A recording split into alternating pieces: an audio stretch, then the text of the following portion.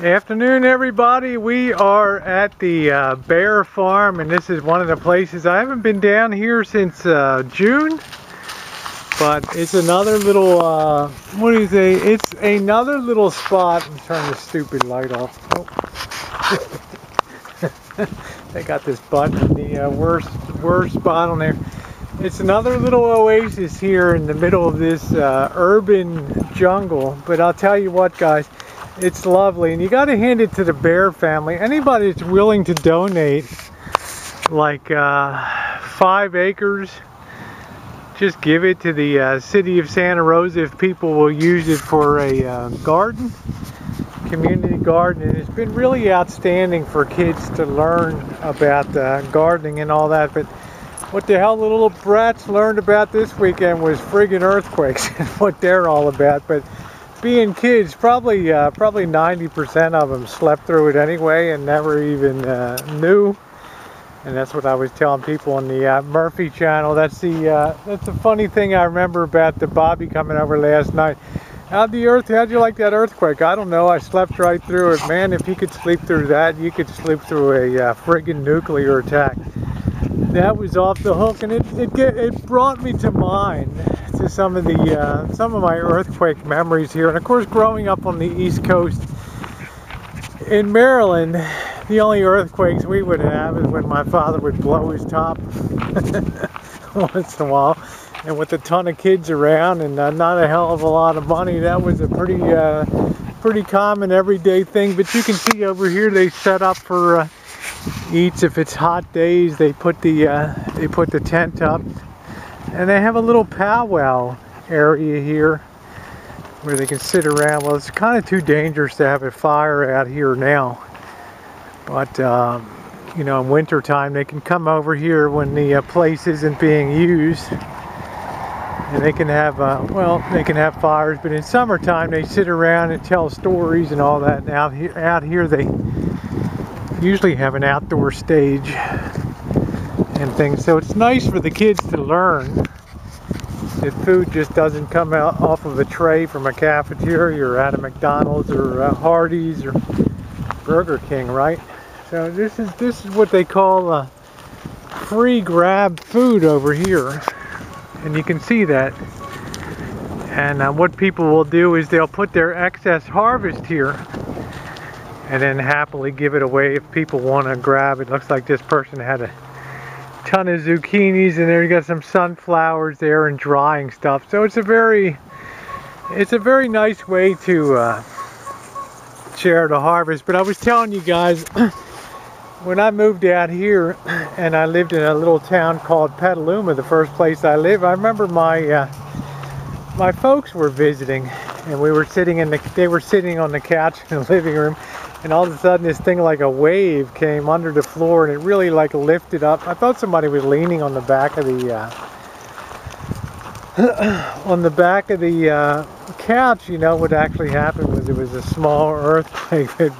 The scariest one, besides the one that happened the other night on Saturday into early Sunday morning, the scariest one before it was like 11:30 at night. It was about probably 10 years ago, and I'm laying in bed, and all of a sudden you heard something that just sounded like the loudest freaking explosion. That's what the weird thing the other night was too.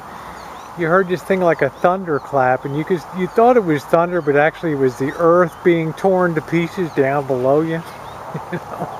You know, you want to have some scary shit, guys. Just think about this little thin crust of earth, and you're on this hot ball of magma. I mean, the freaking earth is like a molten ball underneath the surface. This shit keeps you up at night, you know. Like, please, crust, don't separate, you know. I mean, hell could just be like a footstep away, right? Anyway, I heard this explosion, like kaboom, and I'm in bed, and I just sat up like that. It was the loudest thing I'd ever heard in my life. And then about 4 seconds later, the ground starts rippling, but it only lasted about 3 seconds. But the noise of it, you know, when you talk about the earthquake, it's not the rumbling and shaking. that bugs me. It's that sound like the earth's crust splitting.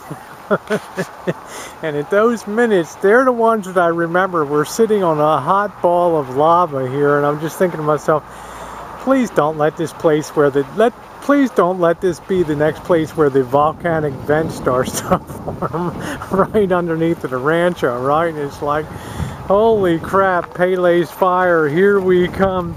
But man, that was something. But it can't hold the candle, of course, to what happened on early Sunday morning. Of course, that was the topic of conversation. You can see that sunflowers are always a real favorite around here. And there's so much food, probably surplus going on now around here. It's amazing. The tomatillos are growing, not tomatoes, tomatillos.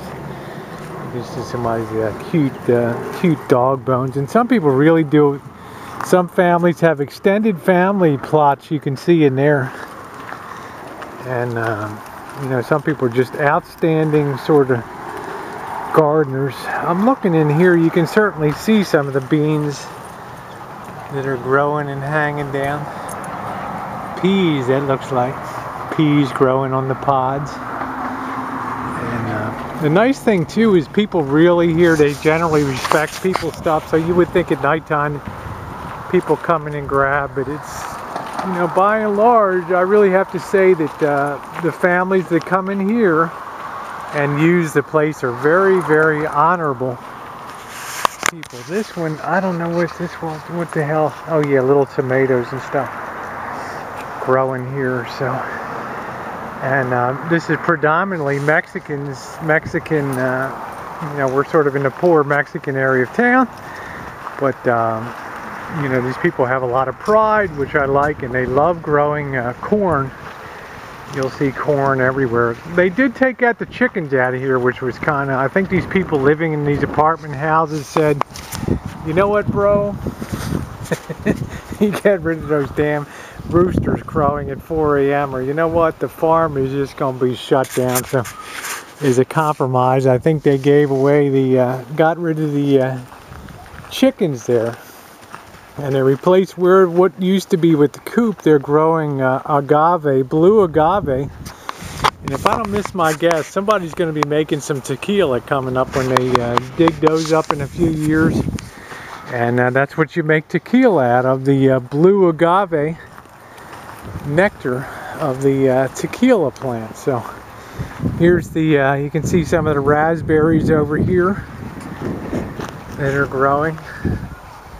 Few of the red ones, and people love their cactuses around here. So it looks like somebody's harvesting some corn up here. There's some beautiful big squash. Look at the size of that. Look at the size of that summer squash right there. Wow, what a beauty, huh? And somebody's got their pumpkin growing. That's gonna be nice.